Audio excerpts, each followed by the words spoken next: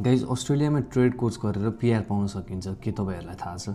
Yes, it's possible. आज म तपाईहरुलाई स्टेप बाइ स्टेप कसरी चाहिँ ट्रेड कोर्स पढेर पिआर पाउन सकिन्छ भनेर एक्सप्लेन गर्न गइरहेको छु।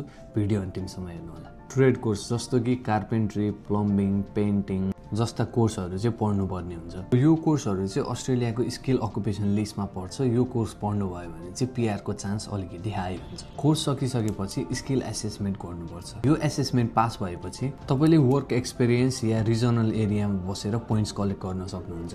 पोइन्ट्स जति हायर पिआर को चान्स त्यति बेटर। रिसेन्ट इन्भिटेसनको रिजल्ट अनुसार ट्रेड कोर्सहरुमा चाहिँ 65 to 70 पोइन्ट्समै इन्भिटेसन आइरहेको छ।